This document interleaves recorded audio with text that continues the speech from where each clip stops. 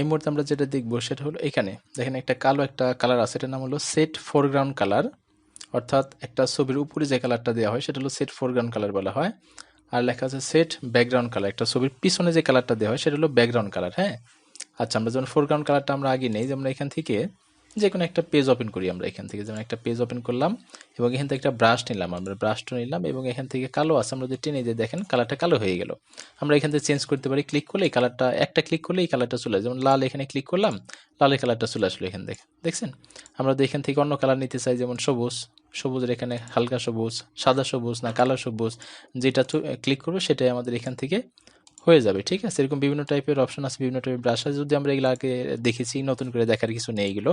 তো এখান থেকে বিভিন্ন টাইপের কালার আছে, এখান থেকে যেমন এইচ দিলে আমাদের এই কালারটা এরকম হয়, এস দিলে কালারটা এরকম চেঞ্জ হয়ে দিল, বি দিলে এরকম হয়, আর দিলে এরকম, বিভিন্ন টাইপের অপশন আছে।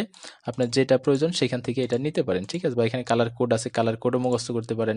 ঠিক আছে, যেমন আপনি এখান থেকে একবার টোটাল সবুজ নেবেন, সবুজের জন্য কালার কোড হলো 306F, এটা হলো সবুজ কালারের কোড। আবার যদি এখান থেকে লাল নিতে চান, লাল কালারের কোড হলো এটা FE0018, এরকম কোডও মুখস্থ করে রাখতে পারেন আপনি। ঠিক আছে, এরকম করতে পারেন। এটা হলো ফোরগ্রাউন্ড কালার। এরপর লেখা আছে সেট ব্যাকগ্রাউন্ড কালার। ঠিক আছে, ব্যাকগ্রাউন্ড কালারটা হলো, যেমন আমরা এখান থেকে এই কালারটা, সবুজ কালারটা দিই, ব্যাকগ্রাউন্ড কালারটা করতে গেলে যেমন আমাদের নতুন একটা পেজ করলে ব্যাকগ্রাউন্ড কালারটা বোঝা যাবে। যেমন লেখা আছে এখানে আমাদের ব্যাকগ্রাউন্ড কন্টেন্ট, অর্থাৎ একটা পেজ তৈরি করবো, পেজটা কি সাদা থাকবে না ব্যাকগ্রাউন্ড কালার থাকবে, এই যে এখানে লেখা আছে ব্যাকগ্রাউন্ড কালার। ঠিক আছে, আর এখানে লেখা আছে কিন্তু সেট ব্যাকগ্রাউন্ড কালার, অর্থাৎ এখানে যে কালারটা আছে সেই কালারটাই আমাদের পেজের ভিতরে হয়ে যাবে। দেখেন এই যে, অর্থাৎ একটা পেজ নিলাম, সেই পেজের কালারটা হয়ে গেল। আমরা যদি এখান থেকে কালার চেঞ্জ করে অন্য কালার দিই, যেমন আমরা এখান থেকে এই কালারটা নিলাম, ওকে, এখানে লেখা আছে দেখেন যে সেট ব্যাকগ্রাউন্ড কালার। এবং আমরা যখন নতুন একটা পেজ তৈরি করব, এখানে আমাদের ব্যাকগ্রাউন্ড কন্টেন্ট, অর্থাৎ ব্যাকগ্রাউন্ডের পেজটা কেমন হবে, পেজের কালারটা কেমন হবে। ঠিক আছে, আমরা ব্যাকগ্রাউন্ড কালার ক্লিক করে দিলাম, আমাদের এই কালারটা নিয়ে নেবে এখান থেকে, দেখছেন এই যে। ঠিক আছে, এই ধরনের আমরা কালার তৈরি করতে পারি।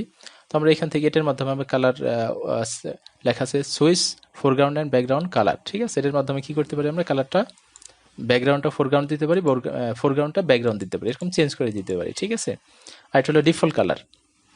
এই যে লেখা আছে default foreground and background colour, default মানে আমাদের আগের মতো হয়ে যাবে, অর্থাৎ ফোরগ্রাউন্ড কালার থাকবে ব্ল্যাক এবং আমাদের ব্যাকগ্রাউন্ড কালার থাকবে হোয়াইট। ঠিক আছে, এর মধ্যে আমরা এখানে এই করে দিতে পারি। ঠিক আছে, আচ্ছা, এরপরে কি অপশন আছে, এরপরে অপশন যেটা সেটা হলো লেখা আছে চেঞ্জ স্ক্রিন মোড, অর্থাৎ স্ক্রিন মোডটা কি, যেমন আমাদের এখানে আমাদের মেনু বার আছে বা এখানে টাইটেল বার আছে, তারপরে এখানে আমাদের টোটালে যে নিচের বারগুলো আছে, দেখেন এখানে ক্লিক করলে আমাদের কিন্তু এখানে শুধু মেনু বারটাই আছে। ঠিক আছে, আরেকটা ক্লিক করেন, এখানে আবার কি লেখা আছে দেখেন চেঞ্জ স্ক্রিন মোড, এটা যদি ক্লিক করেন আমাদের টোটাল শুধু আমাদের যে পেজটা আছে বা যেটা কাজ করতেছে যে পিকচারটা সেটাই দেখা যাবে। ঠিক আছে, আমাদের অন্য কিছুই দেখা যাবে না। ঠিক আছে, এটা যা শুধু প্রিভিউ মোড বলা হয় এটাকে। এখন আমি আগের মতো কিভাবে করবো, এখানে আমাদের কোনো অপশনই তো নেই, সেক্ষেত্রে আপনার কি করতে হবে, কিবোর্ড থেকে স্কেপ বটম প্রেস করলে সব অপশনগুলো চলে আসবে।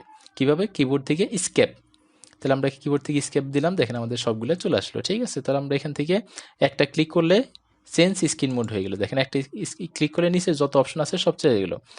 যদি আরেকটা ক্লিক করি আমরা এখান থেকে, দেখেন টোটালি চলে গেল। ঠিক আছে, আমরা স্কেপ দিলে চলে আসলো। আবার এখানে যদি আমরা দেখেন, এখানে আমরা কিবোর্ড থেকে করতে পারি।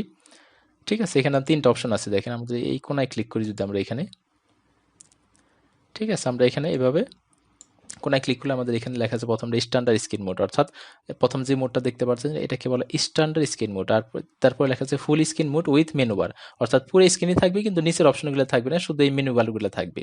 এরপর লেখা আছে ফুল স্ক্রিন মোড, নিচেরটা একবার টোটালি ফুল স্ক্রিন দেখা যাবে। ঠিক আছে, অথবা আপনি কিবোর্ড থেকে করতে পারেন, কিবোর্ড থেকে প্রেস করলেই হবে এটা। যেমন আমরা এখান থেকে যে অপশনে যে মোডে আছেন থাকুক না কেন, আমরা কিবোর্ড থেকে একটা এপ দিলাম, দেখেন আমাদের শুধু মেনু বারগুলো আছে। আবার আরেকটা এপ দিলাম, আমাদের টোটালি সব চলে গেছে, শুধু পিকচারে আছে।